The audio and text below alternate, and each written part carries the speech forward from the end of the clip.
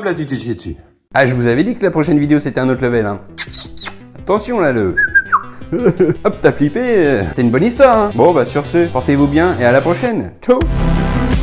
Salut à tous et bienvenue sur cette nouvelle vidéo qui ne sera pas du jeu vidéo car le jeu vidéo c'est le dimanche et là on est samedi et samedi d'Halloween et je peux vous dire que je suis un fanat d'histoires d'horreur, de films d'horreur mais les histoires aussi. Et ces temps-ci entre les threads d'horreur, les creepypasta et les histoires d'horreur tout simplement, les formats c'est pas ce qui manque. Aujourd'hui je vais vous raconter une histoire qui se passe dans le métro. Pour raconter cette histoire je vais rentrer dans la peau du personnage. Sachez que c'est pas mon histoire du tout. Cette histoire provient du site horrorstory.fr où il y a pas mal d'histoires d'horreur à vous faire découvrir. Mais pour l'instant, on va se pencher sur une histoire, et celle-là. Je peux vous dire qu'après cette histoire, vous prendrez plus le métro sereinement, surtout s'il y a une panne, surtout s'il s'arrête en plein tunnel. Vous avez vu que j'ai mis les moyens derrière, hein. Je me suis permis d'aller en pleine nuit dans une colline avec un petit arbre et une pleine lune, ambiance totale. Alors installez-vous confortablement, prenez des petits pop-corn, le petit coca ou la bière, ça dépend qui, et on envoie la musique.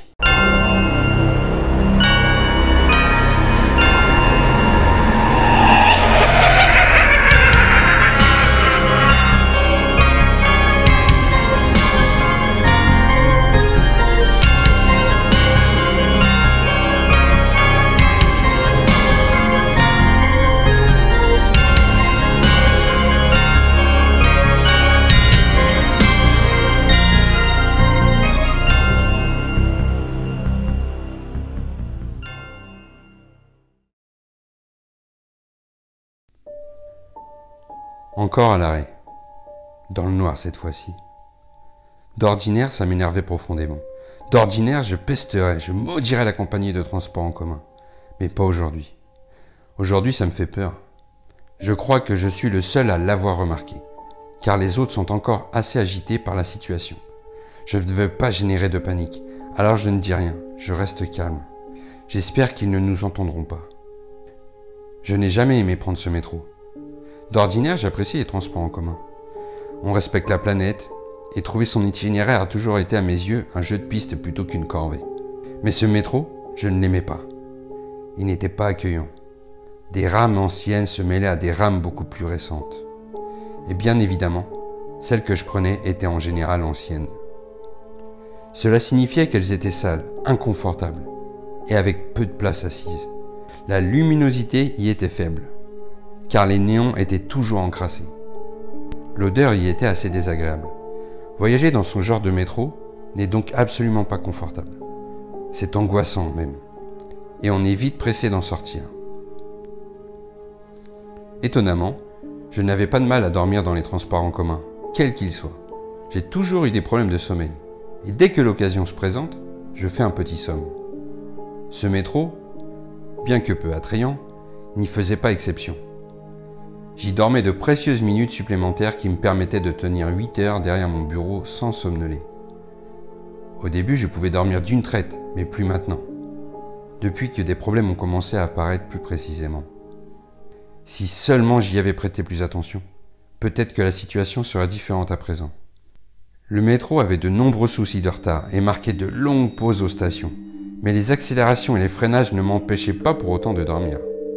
À l'exception des fois où le train s'interrompait net. Le freinage extrêmement brutal dans ces situations envoyait les voyageurs debout au sol et projetait ceux qui étaient assis les uns contre les autres. Le métro restait là, au milieu de nulle part, pendant quelques secondes à quelques minutes, parfois plus, puis repartait lentement, anormalement lentement même, jusqu'à la prochaine station. Ça se produisait assez peu au début, c'était même très exceptionnel. Mais ça a commencé à arriver de plus en plus. Les gens ne s'en étonnaient même plus. Tout le monde avait pris l'habitude de s'accrocher fermement. Et tous poursuivaient leur activité sans se poser de questions, y compris moi. Quand je n'avais rien à lire, j'attendais juste le sommeil en regardant dehors. Bien sûr, il n'y avait rien à voir, à part un tunnel qui défilait. Sauf ce soir-là. Je somnolais dans le métro quand un nouvel arrêt brusque s'est produit. En ouvrant les yeux pour regarder ce qui se passait, je me suis figé. Il y avait une silhouette humaine contre la paroi du tunnel. Si je n'avais pas eu la tête collée contre la fenêtre, je ne l'aurais pas vu. Je n'ai pas osé bouger, ni même regarder ailleurs. impossible de voir clairement qui était sur les rails. Ma stupéfaction passée et mon rationnel revenu au galop, j'ai conclu qu'il devait s'agir d'un employé de la compagnie descendu pour vérifier quelque chose pendant notre arrêt. Le métro a fini par repartir. Mais j'aurais juré qu'au moment du départ, la silhouette était toujours là. Un autre soir, le métro s'est de nouveau arrêté, brusquement, et beaucoup plus violemment que d'habitude, au point que tous, sans exception, avaient été projetés en avant comme si le métro était rentré dans un mur. On était à ce moment-là dans une zone d'aiguillage.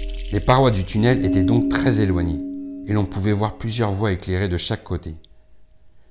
Je regardais autour de moi, et je l'ai vue à nouveau. Une silhouette qui se détachait devant le néant de la paroi. Elle paraissait humaine, mais semblait mal se tenir.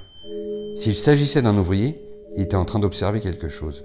Il ne bougeait pas, et avait la tête penchée sur le côté. Tous les autres usagers n'avaient rien remarqué, plongés dans leur téléphone. Puis, la silhouette, très maigre, s'est éloignée de la lumière. Alors qu'elle se fondait dans l'obscurité, un détail a attiré mon attention. Une autre lumière sur la paroi venait de s'éteindre. J'ai tourné mon regard vers sa position approximative et un instant plus tard, elle était de retour. C'est à ce moment-là que j'ai compris qu'elle ne s'était pas vraiment éteinte, mais que quelque chose était passé devant, masquant la lumière. Et ça ne pouvait pas être la première silhouette que j'avais vue. D'ailleurs, à bien y regarder, je pouvais les voir se déplacer tous les deux, distinctement. Elles semblaient errer, sans trop savoir où aller. Et si ce n'étaient pas des ouvriers? Ils n'avaient ni équipement ni lumière. Que faisaient-ils là? Le métro commençait à repartir, mais je ne pouvais détacher mon regard des deux corps que je voyais. Alors que le train avançait, lentement, mes yeux se sont écarquillés. Il n'y avait pas que 2 silhouettes, il y en avait plus. Peut-être 5, pour ce que je pouvais en voir. Arrivé à la station suivante, on nous a demandé de quitter le métro et de prendre une rame suivante. Nous l'avons attendu plus de 30 minutes ce jour-là. Pendant ce délai, je ne pouvais détacher mes yeux du trou béant que formait le tunnel dont nous venions de sortir, m'attendant à tout instant à voir quelque chose en sortir. J'ai même tenté de passer ma tête par-dessus les rails, pour voir où était le prochain métro. Dans ces ténèbres, je ne distinguais plus rien. Les incidents et les métros arrêtés se multipliaient de plus en plus. J'essayais de ne plus regarder en dehors, car ce que j'y voyais me laissait généralement des images que je ne pouvais me sortir de la tête. J'avais presque fini par m'habituer à cette situation, et mon dégoût généralisé du métro s'était combiné à ma peur de ce qui se trouvait dans les tunnels. D'autres événements se sont produits qui ne semblaient pas liés à tout ceci au début. Un matin, j'ai entendu aux informations qu'une grande station ne serait dorénavant plus desservie jusqu'à nouvel ordre. La raison était que les abords de cette station, proche d'une gare, étaient mal famés. Des cas de maladies graves y avaient également été recensés. La station au départ, seulement évitée par les transports, a finalement été fermée pour cause de mise en quarantaine. Les images qu'on pouvait voir à la télévision étaient dérangeantes et semblaient venir d'un autre pays. Des silhouettes de secouristes, médecins, bénévoles, emmitouflés dans des combinaisons, arrivaient sur les lieux avec beaucoup de matériel. De quoi vacciner et soigner un maximum de personnes pour que la situation revienne à la normale. Puis les nouvelles sont allées de plus en plus mal. Des corps avaient été retrouvés près de la station fermée, mais probablement de faim. Mais certains présentaient des traces de morsures. Un matin, sans surprise, le métro avait à nouveau beaucoup de retard. La station à laquelle je l'attendais était très proche de la suivante, si bien qu'on pouvait la voir de là où je me trouvais. J'ai donc jeté un coup d'œil, car le panneau d'affichage électronique semblait indiquer que le métro était bloqué juste avant. Et en effet, j'apercevais des phares, mais par intermittence. Quelque chose semblait danser devant, éteignant les phares de droite et de gauche alternativement. Au bout de quelques secondes, j'ai compris ce que je regardais. Une silhouette. Encore une autre. Debout, elle semblait aller vers le métro, mais elle s'est arrêtée avant de pénétrer dans la lumière de l'autre station. Comment se faisait-il que personne ne voyait cette chose? Je ne pouvais rien dire, je ne pouvais rien faire, j'étais figé. Soudainement, la lumière des 2 phares est réapparue, et le métro s'est enfin avancé jusqu'à ma station. Machinalement, sans me poser plus de questions, je suis monté à bord. L'odeur y était toujours aussi dérangeante.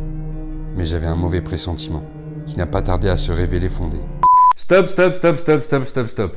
Moi, juste le tiers de ce que cette personne a vécu, j'aurais déjà pris la bagnole. Moi, le métro, oublié, je laisse ça aux autres. Non, moi, je sais pas, on vit ça, on continue. Tiens, bah allez, on reprend le métro, vas-y, bah oui, on a vu des mecs chelous sur la voie, et il y a des mecs sur la voie et tout, tout va bien, quoi. C'est bon pour vous? Enfin, pour ma part, ça se passerait comme ça, mais pour vous, si vous voulez continuer, autant continuer l'histoire. Peu de temps après son départ, il y a eu un freinage plus brusque que tout ce que j'avais connu jusqu'à là, projetant au sol les usagers qui n'avaient pas eu le temps de s'asseoir. Après plusieurs minutes à l'arrêt, la lumière s'est éteinte. Personne n'a réagi, à peine quelques grognements chez ceux qui lisaient. Je me suis renfoncé dans mon siège. Je savais très bien ce qui rôdait dehors. Je savais que ça se déplaçait. Mais tout était silencieux. On n'entendait rien dans la rame. Le conducteur a tenté de faire une annonce, mais son micro ne portait plus. Il a dû sortir de sa cabine et crier pour que tout le monde l'entende. Mesdames et messieurs, nous sommes à l'arrêt pour une durée indéterminée. Nous subissons manifestement une coupure de courant généralisée. Merci de ne pas tenter de sortir du véhicule. Les techniciens devraient être en route bientôt. Mais je ne suis pas en mesure de les contacter sans électricité. D'ici là, merci de garder votre calme et au nom de la compagnie, veuillez accepter nos excuses pour ce désagrément. Puis il est retourné dans sa cabine. C'est là que j'ai remarqué que je n'avais plus de réseau. C'était probablement la raison pour laquelle il ne pouvait joindre personne.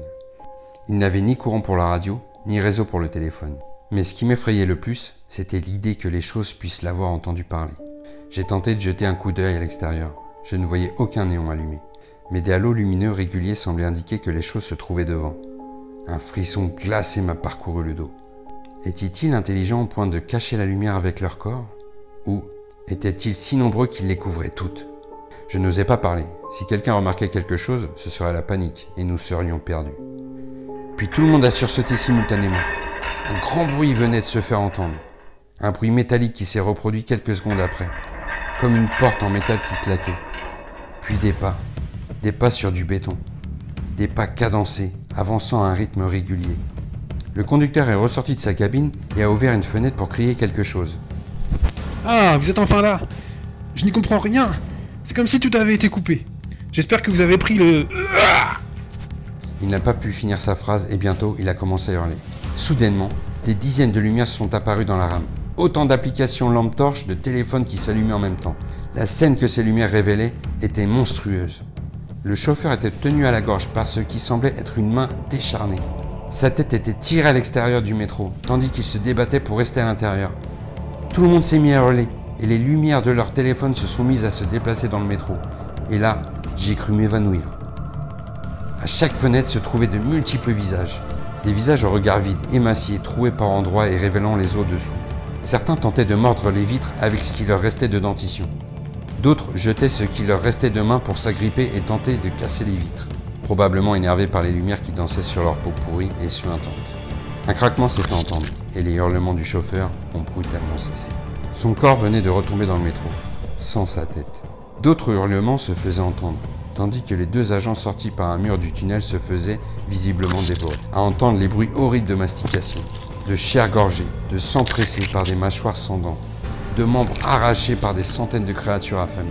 Et j'avais plusieurs gens à gérer. Je voyais de nombreux bras moisis émerger de la fenêtre, laissée entrouverte par le conducteur. J'étais pétrifié d'horreur. Je savais que c'était la fin, que nous allions tous être dévorés par ces monstrueuses créatures. Au même moment, un crissement s'est fait entendre. De longs doigts fins, gris marbrés, tentaient de passer par l'embrasure des portes du métro. Comme celui-ci était bondé, des usagers très proches des portes ont essayé de reculer, horrifiés, alors que la fente de l'ouverture commençait à révéler un œil blanc, vide de toute vie. Puis nous avons tous été projetés au sol. Le métro repartait. Par quel miracle, impossible à dire. Il a très rapidement accéléré, rejetant autour de lui ces terribles créatures. Personne ne bougeait. Tout le monde au sol avait les yeux fermés. Quand tout est revenu silencieux, j'ai entrouvert les yeux. La lumière était revenue. Nous étions arrivés à la station suivante. Tout le monde s'est rué vers l'extérieur en hurlant. Aucun d'entre eux n'a pensé à vérifier qu'il ne restait aucune créature accrochée au métro. Et comme personne ne semblait stoppé par quelque chose, j'ai fini moi aussi par sortir. C'est à ce moment-là que j'ai compris. Le métro suivant était arrivé à toute allure et avait poussé notre rame jusqu'à la station suivante. Son conducteur n'a pas tardé à sortir, salement amoché, et s'est effondré sur le sol. Tous avaient fui la station, mais j'étais figé par le choc. Assis sur le sol, Je regardais au loin les images traumatisantes de ce qui venait de se passer défilant devant mes yeux. Après quelques instants, en prenant progressivement conscience que j'étais sauvé et que tout était fini, mon cœur a manqué un battement. Là, à la sortie du tunnel, une main décharnée se tenait contre le mur et 2 yeux blancs me fixaient dans l'obscurité. Le temps de cligner des yeux et comprendre ce que j'étais en train de voir, la main et les yeux ont disparu. Je sais que les compagnies de transport et le gouvernement feront tout pour étouffer l'affaire. Mais je ne pouvais pas garder une telle chose pour moi. Mais si jamais vous deviez vous aussi prendre le métro, dans n'importe quelle ville, et qu'il s'arrête brusquement, surtout, ne bougez pas, ne faites aucun bruit, et priez pour que la lumière reste allumée.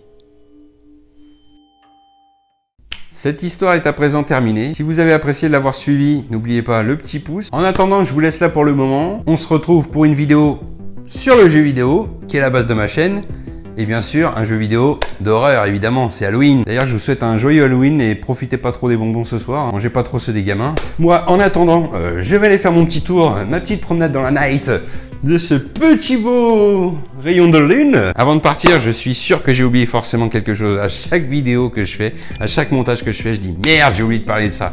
Et ça va être sûr et certain que j'aurais oublié quelque chose. En attendant, pendant que j'oublie, à bientôt sur une prochaine vidéo. Allez, ciao!